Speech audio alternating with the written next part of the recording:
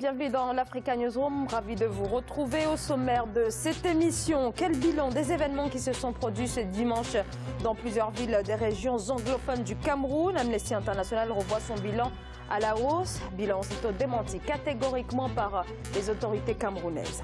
En Éthiopie, le festival d'Irisha, événement religieux, s'est transformé en une manifestation anti-gouvernementale. C'est dès ce dimanche, soit un an après le festival qui a fait plus de 50 victimes. C'était en 2016. Les Oromo qui s'estiment marginalisés par le pouvoir en place.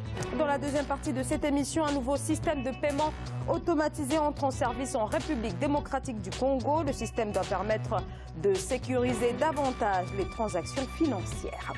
Dans notre zoom culture et société, les difficultés de l'industrie cinématographique dans bon nombre de pays du continent, à l'instar du Mali, où ce domaine est fragilisé par le manque de financement. Pour débattre de cette actualité sur ce plateau, Ibouba, journaliste politique, bienvenue. Merci Sarah. Et sur ce plateau également, notre éditorialiste Daouda Tal. Bienvenue Daouda. Merci Zara et bonsoir à toutes et à tous. Commençons par l'actualité politique.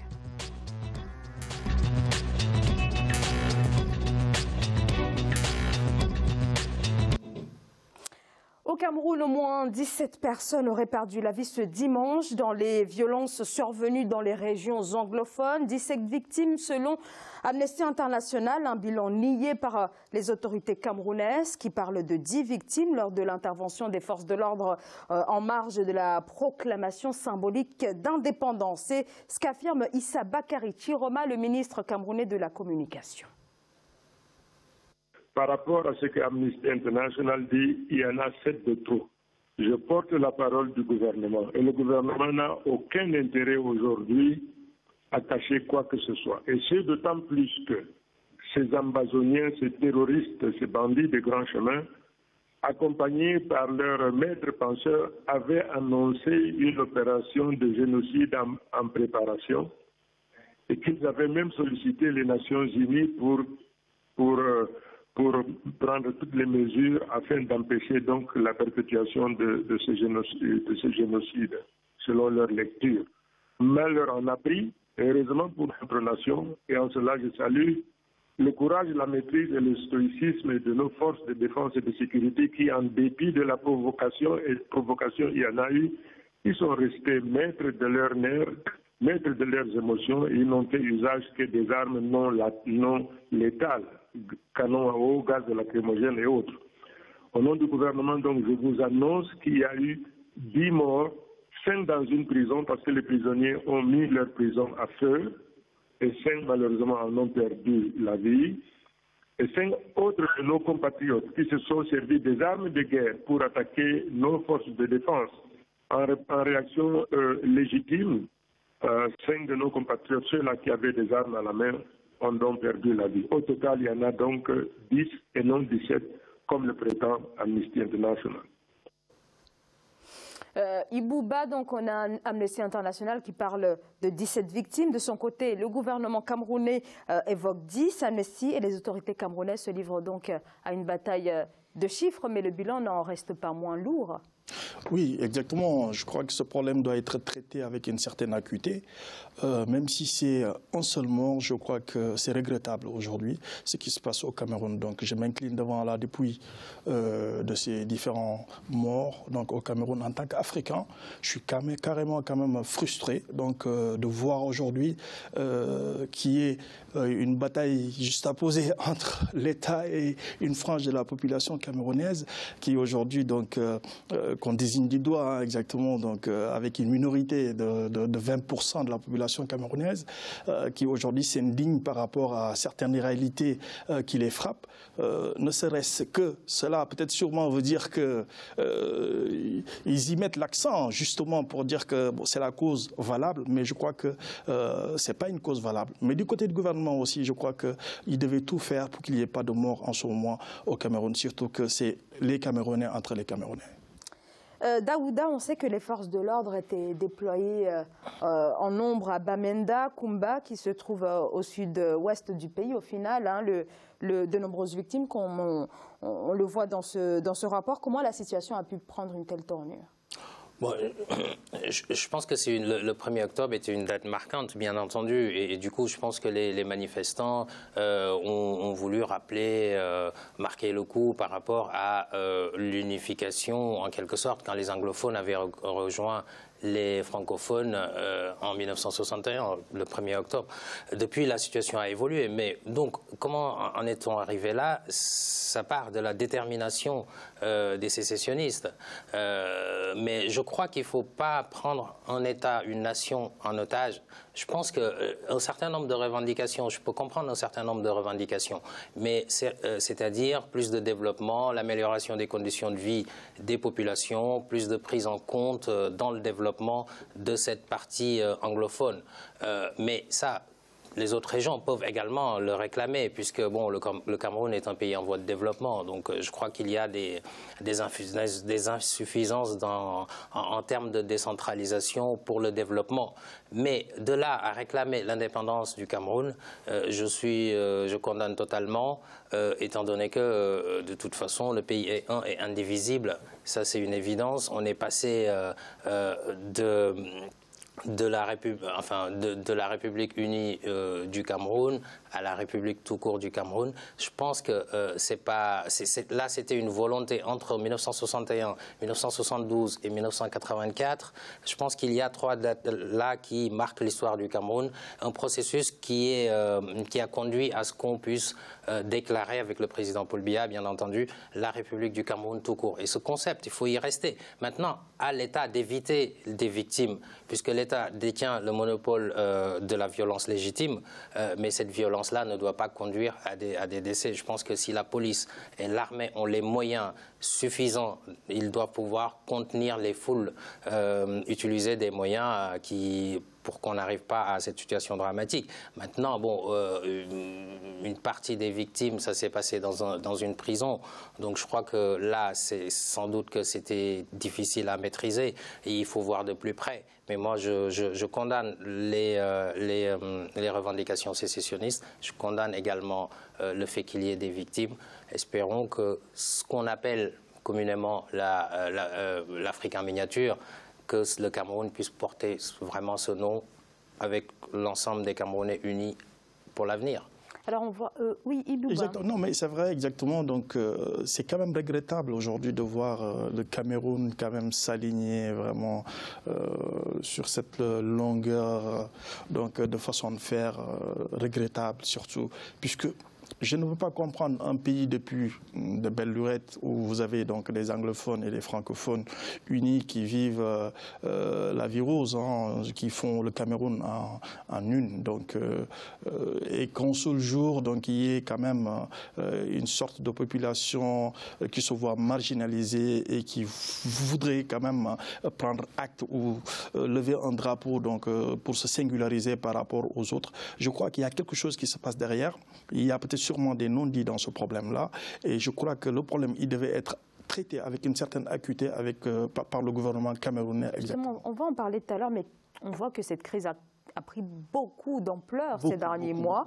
La contestation était toujours là, mais qu'est-ce qui a vraiment exacerbé c'est les frustrations. À ma vision spontanée des choses, je crois que c'est surtout la frustration donc, de ces anglophones-là. Et pourtant, ils ont à la tête du gouvernement, donc, comme Premier ministre d'ailleurs en anglophone au Cameroun, cela ne suffit pas. Mais aujourd'hui, comme ils le disent eux-mêmes, donc, ils se voient quand même minoritaires par rapport à certains postes donc, qui sont dédiés par le gouvernement, dans l'enseignement, dans la magistrature notamment. Donc aujourd'hui, c'est une grande frustration qu'ils ont et ils voudraient avoir leur part du gâteau comme tout le monde. Voilà. Daouda?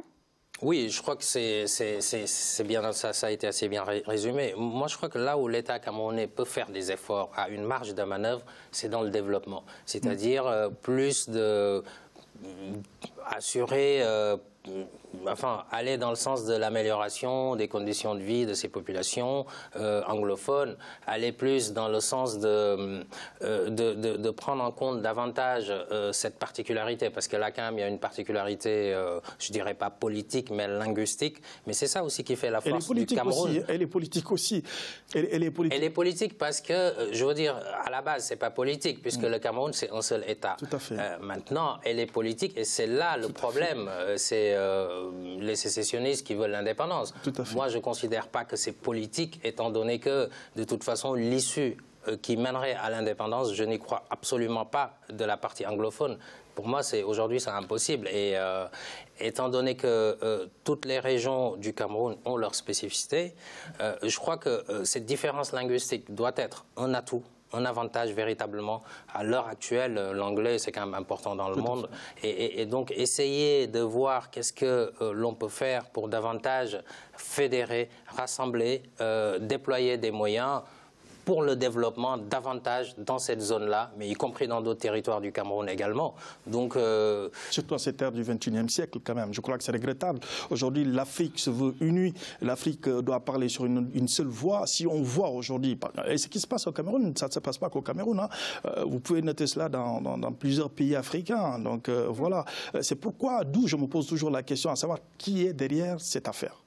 Donc, c'est une très grande question que je me pose aujourd'hui. Et vous avez un début de réponse? Pas du tout. Donc, à ma vision spontanée des choses, c'est des questions que je me pose, exactement. Puisque vous voyez très bien ce qui se passe dans certains pays. Vous voyez, donc on a toujours indexé donc, les Occidentaux, on a indexé quand même d'autres gens qui aussi qui se mettent toujours donc, en ligne par rapport à des sécessionnistes ou par rapport à des groupes de mouvements qui veulent quand même prôner l'indépendance donc en une voix. Il y a toujours quelque chose, il y a toujours quelqu'un qui est derrière. Mais aujourd'hui, je crois que l'État du Cameroun doit traiter ce problème avec une certaine acuité et avec fermeté, en essayant de trouver une solution adéquate afin que quand même la population camerounaise puisse revenir et vivre, rester indivisible. Et ça, c'est le souhait de tous les Africains aujourd'hui. Ouais, et je pense que ça passera aussi par le dialogue, davantage de dialogue. C'est-à-dire que les gens qui mènent ces groupes-là pour aller, les sécessionnistes tout simplement, doivent accepter également de se mettre autour de la table. Justement, le président Paul Biya a appelé au dialogue immédiatement après ces événements de dimanche. Ça suffit pas. Exactement. Donc, qu'est-ce que justement on peut attendre Le président Paul Biya doit se déplacer pour aller à la rencontre de ces gens-là directement et voir donc qui sont les caciques qui sont derrière ce mouvement, les rencontrer et discuter avec eux et leur dire quelque chose de clair en quelque sorte. Le Cameroun est un et indivisible. Aujourd'hui, on vit le XXIe siècle, donc on a besoin d'une Afrique unie, on n'a pas besoin d'un Cameroun divisé par rapport donc à cette cause qui est vraiment, en fait, je trouve même pas de qualificatif direct parce que comment est-ce qu'aujourd'hui on peut trouver une minorité qui se lève d'un seul jour et dire que bon voilà, il y a une cause noble qui est là, il faut se battre parce que justement le partage n'a pas été équitable. Et d'ailleurs, c'est même pas toute la minorité, puisque un certain nombre de populations, d'habitants ne soutiennent pas forcément ces revendications. Donc je crois qu'il y a des gens qui sont dans la partie anglophone qui se sentent aussi camerounais. Mais quand même, est-ce que ces velléités indépendantistes auraient pu être évitées? Ça, elles auraient pu être évitées s'il n'y avait pas, après on remonte plus loin, s'il n'y avait pas la colonisation, s'il n'y avait pas les Allemands avant, après la Première Guerre mondiale. En tout cas, l'histoire récente du Cameroun, est-ce qu'elles auraient pu être apaisées par... Apaisées, oui. Éviter, c'est autre chose. Apaisées, je pense avec plus de dialogue, avec plus de décentralisation en termes de moyens. Vous savez, il y a un pays qui est stable, réputé stable en Afrique de l'Ouest, le Sénégal par exemple. En Casamance, vous avez des séparatistes. Oui, non, mais voilà, je parle de manière générale. Vous avez des séparatistes. Est-ce qu'on aurait pu l'éviter? Bon. Ça peut, du jour au lendemain, vous pouvez avoir des gens qui se lèvent pour revendiquer des droits supposés, des sécessionnistes. Après, c'est le dialogue préventif. Et c'est là que je réponds à votre question, c'est-à-dire en dialoguant davantage, en prévention, on aurait pu peut-être apaiser, ne pas en arriver là. Mais aujourd'hui, la situation, elle est là. Il faut continuer dans le dialogue et dans l'apaisement. Alors, autre actualité en Éthiopie, au au festival d'Irisha. La colère des Oromo ne désarme pas. Le festival religieux s'est en effet mué ce 1er octobre en une manifestation antigouvernementale. Les Oromo, l'ethnie majoritaire du pays qui s'estime marginalisée, dénonce la mainmise des Tigréens sur les affaires de l'État depuis plus d'un demi-siècle. Patricia Solange-Dubois. Un an après, la douleur est encore vive à Bishofou, au sud de la capitale d'Addis Abeba. Selon le bilan officiel de la police, 55 participants avaient perdu la vie dans un mouvement de foule provoqué par l'usage de gaz lacrymogène durant le festival annuel Irisha. Ainsi, de nombreuses personnes sont venues manifester en mémoire des victimes, les bras croisés au-dessus de la tête. Un geste lourd de sens devenu symbole de la contestation des Oromo face aux autorités éthiopiennes. D'une part, nous louons Dieu pour l'arrivée de la saison du printemps. Et d'autre part, nous nous rappelons nos enfants qui sont devenus des martyrs ici. Un mouvement de contestation anti-gouvernementale s'est installé en Éthiopie depuis novembre 2015, suite à la politique d'expropriation de terres agricoles par le gouvernement afin de réaliser des projets d'industrialisation. Depuis la mise en place de la réforme agraire en faveur du gouvernement, les affrontements ont fait plus de 1000 victimes. En 2016, des milliers de festivaliers ont voulu exprimer leur opposition au régime en montrant le célèbre signe de résistance. L'an passé, beaucoup de sang a été versé pendant ce festival. Par conséquent, nous ne ferons pas de propagande ici, mais nous sommes conscients que nos frères ont perdu leur vie. Aujourd'hui, par ce poème, nous saluons la mémoire de nos frères qui furent entraînés hors de leur maison et abattus par balles. En effet, depuis début septembre, les affrontements continuent dans l'est et dans le sud-est de l'Éthiopie. Les autorités font état d'une centaine de victimes. De son côté, le gouvernement continue de poursuivre son élan en construisant des parcs agro-industriels et faire venir ainsi les investisseurs. Alors, Ibouba, on le voit bien dans ce reportage que cette année, les forces de l'ordre étaient présentes lors de ce festival, mais elles étaient quand même de retrait. Comment interpréter cela alors que habituellement les manifestations en Éthiopie sont extrêmement encadrées, sont parfois même et très souvent même réprimées? Je crois que ce problème est un problème lancinant, en fait, qui date de très longtemps, qui est un fruit de frustration toujours donc des peuples en quelque sorte. Vous savez, les gens, ils ont leur culture, ils ont leur façon de voir le monde et ils ont leur éducation en quelque sorte. Surtout ce peuple dont on parle aujourd'hui. En parlant même de l'Éthiopie qui est une fédération en quelque sorte. Donc si maintenant nous voulons quand même soustraire un peuple ou fustiger un peuple qui constitue une masse, parce qu'il faut à peu près le tiers donc, de la population donc, de ce pays qui est l'Éthiopie, qui est le deuxième pays le plus peuplé de l'Afrique en quelque sorte. Donc si ces gens-là se voient aujourd'hui frappés par la mélancolie, la détresse, une page de vue quasiment dénaturée, visés par ces frustrations nombreuses, le même problème qui revient, parce que au moins qui est un peu similaire à l'actualité dernière qu'on vient d'évoquer tout à l'heure. Donc je crois qu'à un certain moment donné, c'est normal que nous assistons quand même à de telles scènes qui sont tout le temps regrettables.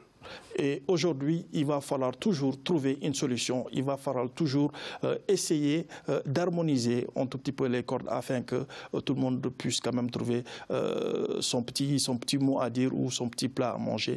Mais la frustration, elle ne fait que guerre, elle ne fait que bagarre, elle ne fait que division. Daouda, on se souvient que les manifestations antigouvernementales de 2015 et de 2016 dans les régions Oromo et Amara ont été les plus importantes depuis la chute du régime de l'ancien président Mengistu Haile Mariam. Les contestations des Oromo et des Amara sont toujours là, mais est-ce que on peut quand même dire que le régime éthiopien, le régime actuel, a créé un petit peu que ces deux ethnies les plus importantes du pays ne s'allient contre lui? Oui, c'est déjà arrivé pendant les manifestations, bien entendu. Les Oromo et les Arama qui s'allient à un moment donné. Vous savez, dans ce contexte-là, ils ont pu trouver une cause commune.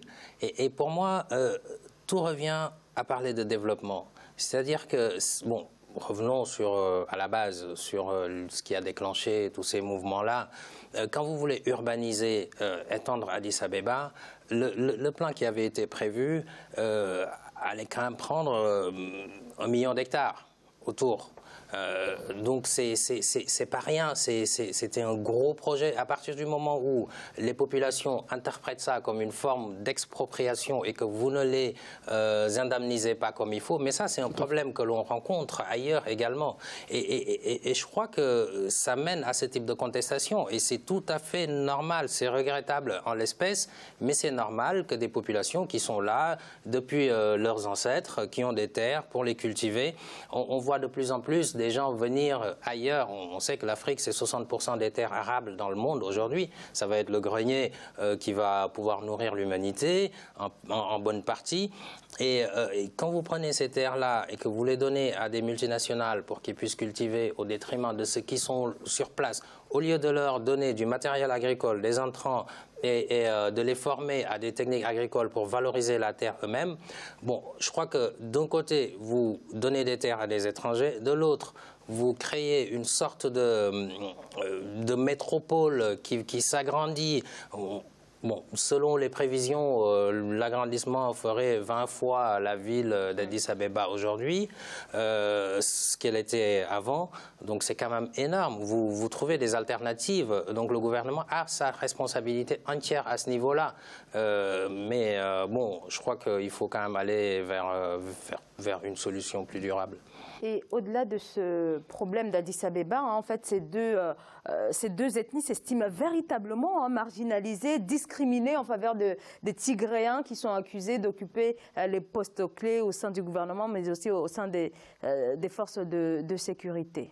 Et ce qu'il faudra surtout noter, c'est pas, au fait, l'entité de ces deux ethnies donc font plutôt donc une force motrice au fait au sein de Addis Abeba. L'extension de Addis Abeba, comme l'a souligné tout à l'heure M. Tal, il a exactement raison. Mais au fait, le gouvernement a peut-être sûrement à sa politique qui est tout à fait néfaste. Mais cela, ce qui est beaucoup plus frustrant, c'est que la population attendait l'intervention des Occidentaux. Mais aujourd'hui, ils savent très bien que les Occidentaux, c'est des alliés. Ils sont considérés comme ils sont des alliés, donc notamment donc à ce gouvernement-là, qui exactement est en train de réprimer les gens, les islamistes et autres. Donc voilà, c'est toujours la même politique qui est toujours là, cette politique ancienne où on s'en débarrassera jamais. Donc il y en a qui souffrent et il y en a qui sont là pour défendre, donc voilà, pour plutôt rendre néfaste la vie de la population pour tant de biens, pour tant de matières qu'on les propose en quelque sorte afin qu'ils puissent gouverner dans la sérénité. Je crois que c'est encore regrettable. Aujourd'hui, ce qu'il faudra voir au niveau donc de cet état-là, c'est que le gouvernement doit pallier toujours à ce problème d'injustice qui est en train de prendre quand même de la marge dans ce pays-là. Alors, Ibouba, est-ce que leur revendication ne remet pas quand même en cause, ne montre pas les limites quand même du fédéralisme éthiopien, un fédéralisme qui s'appuie, en tout cas qui trouve sa base sur l'ethnie en fait? Oui, l'ethnocentrisme, c'est le mot, c'est le maître mot, donc il faudra le dire exactement, c'est à bannir en quelque sorte. Si on parle de fédération en 90, si vous vous rappelez très bien, donc le gouvernement avait mis l'accent là-dessus tout en disant que les régions n'ont plus rien n'ont pas maître mot à dire et que tout dépendait effectivement donc, de l'État. Malheureusement, vous savez, nous sommes tous des humains. Si vous faites le dispatching et que le dispatching a été mal fait et que les gens ils se sentent frustrés, alors que ces gens-là, ils font de la majorité donc, de la population. Absolument, les Oromo forment, c'est vraiment la plus grande ethnie du pays, de l'Éthiopie. Aujourd'hui, si ces gens-là se voient frustrés et que vous allez, comme il l'a dit M. Tal, vous allez prendre les champs de leurs grands-pères, mais vous leur coupez un tout petit peu quelque chose en eux de viable. Et ça, c'est sûr qu'en tant qu'humains, ils vont réagir et ils vont réagir très mal. Daouda Tal, très rapidement. Oui, après, je pense que... par contre, moi, j'ai une lecture légèrement différente. C'est-à-dire que je ne crois pas qu'il y ait un problème véritablement ethnique en tant que tel en Éthiopie. Tout à fait, oui. Je crois que... Il y a un problème ethnique en Éthiopie. Oui, il y a un problème ethnique, mais ce que je veux dire, c'est que c'est pas des ethnies qui sont persécutées, par exemple. Vous comprenez? Ah si, ils sont persécutés, M. Tal. Non, attendez, ce que je veux expliquer par là, c'est que le problème part d'une sorte d'expropriation au profit d'autres personnes particulièrement. Oui, mais d'accord? Non, je termine juste là-dessus. Mais c'est pas, on risque pas un génocide ou quelque chose comme ça. Ça peut conduire à un génocide, exactement. Voilà, pour le moment, voilà, c'est pas la question, effectivement. Oui, pour moi, ça ne va pas juste là. C'est juste ça que je voulais dire. Mais en fait, et j'ai une lecture légèrement différente parce que je trouve que le fédéralisme à l'éthiopienne, c'est quelque chose qui est un modèle, à mon avis. Tout à fait. Qui est un modèle. Pourquoi? Parce que l'Éthiopie, c'est quand même une sorte de melting pot, en fait, tout simplement. Voilà, le fait de reconnaître des nations, des nationalités et des peuples dans la Constitution, le fait de valoriser les langues nationales, les langues de chaque peuple, au contraire, il y a d'autres pays africains qui pourraient s'en inspirer, parce que là, au moins, on ne va pas aller emprunter d'autres cultures ou d'autres langues coloniales, simplement, et taire toute la culture, toutes les cultures qui existent et les ethnies. Je crois qu'il y a une forme, un compromis à trouver à ce niveau-là. Si le gouvernement était très responsable, on aurait pu ne pas en arriver là. Mais vous avez le Conseil des représentants des peuples, qui est une sorte de parlement. Vous avez le Conseil fédéral qui représente les régions, qui est une sorte de Sénat. Je pense qu'à partir de ce schéma-là, on aurait pu... C'est cosmétique. Le gouvernement aurait pu vraiment définir une politique qui soit équitable, mais ça part toujours ici d'un problème économique à la base, plutôt que d'un problème extrêmement grave d'ethnicité, je trouve. On va continuer de débattre de l'actualité, mais on va marquer une courte pause. On se retrouve dans quelques instants.